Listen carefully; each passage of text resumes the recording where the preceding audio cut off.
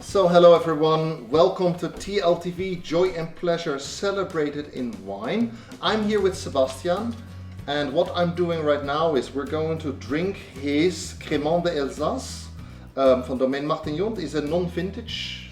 No, it comes from no vintage. It's a Brut, dry, but come from 2012. 2012, so it is a vintage champagne. Oh, sorry, Yeah. Crémant. Crémant. We don't have to. Cut. Crémant. So let's see if I can open this little one here. So important when you open this, and we're doing this live because there's only one take, as we have one bottle, is when you actually take it up, always cover it with your hand. And why is that? I don't know if this statistic is true, but there are always statistics for things happening in America. Apparently 1,500 people a year lose an eye because of corks from sparkling wines like Crémant or Champagne. I find that interesting, but just in case, keep your eyes. Always keep the bottle like this, keep the cork, and always turn the bottle. Do not turn the cork. If you have vintage champagnes or older wines, you break the cork. So always like this. And I am so sweaty because it's 35 degrees here. And actually my hands are so, it's slipping over the cork. You're right, this is very tough.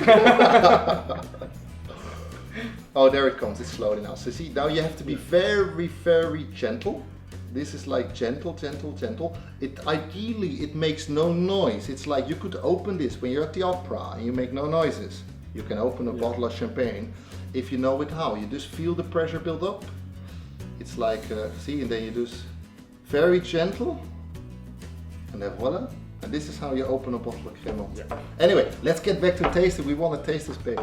So Sebastian, I give it to you. Yeah, thank you. So can you tell me a little bit more about the grapes? Yeah, so in Alsace for made sparkling wine Crémant, we can use some Pinot Blanc most of the time, Pinot Gris, Pinot Noir, and Riesling. Okay. More and more we can some winemaker blend some Chardonnay now. Okay. It's new. And for me, I use 60% of Pinot Blanc, 30 of Riesling, and 10 of Pinot Gris. Okay. Riesling and Pinot Gris, that's an interesting combination. So yeah, for have a nice acidity with the Riesling, a nice structure, and not too strong acidity with the Pinot Gris. Okay. Or give some more body. And as well, while you might be watching, thinking, why aren't they using champagne glasses?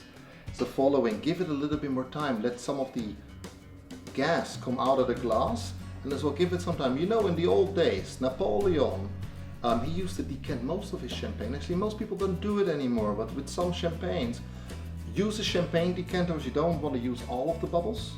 We'll just let the wine play the role and not be blinded by too many bubbles. So let's see how this is like. So,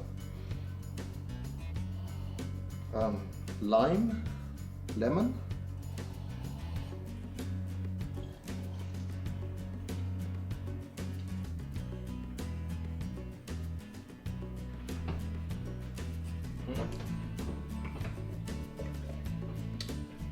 Moderate bubble size.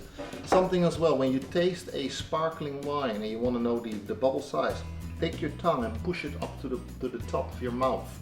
So you can actually get a feeling for the size of the bubble. The tinier the bubbles, usually the better the sparkling wine. Also, this you can see in the, is that made in champagne style, or how is that made with fermentation in the bottle? Yeah, like in champagne. Okay. The same vinification like in champagne, but with some grape and some area from east of France, from Alsace. So this is something. It's a very fresh, nice, with moderate sized bubbles. Has a little bit more acidity, as Sebastian said.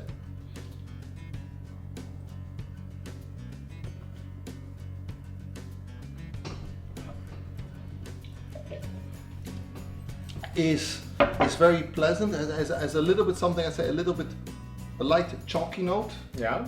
That is a personal flavor. If you like that or not. And from my perspective, as this is.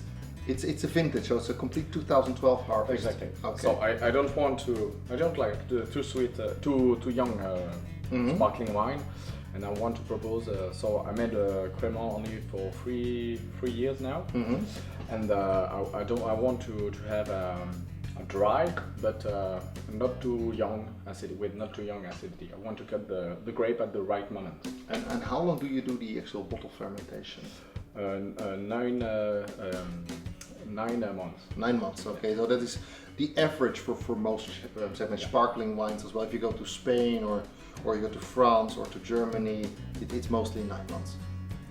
So I like this. This is enjoyable. Just the chalk is not my personal favorite. That's as well. This is a very drinkable wine. Moderate structured bubbles, so they're not very fine. That could potentially change a little bit more.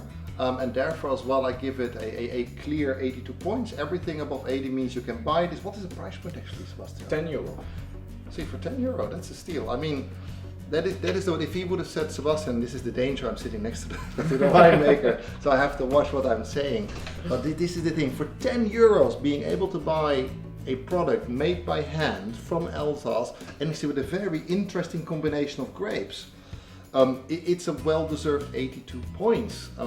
It lacks some of the raffinesse, some of the depth that you would expect, but therefore for the price point, that puts it in perspective. When I evaluate these wines, I always look at all these subjects, because if you evaluate this with Sebastian would say this costs €200, it's very different the way you look at it. But to produce an honest bottle of Crémant, chapeau.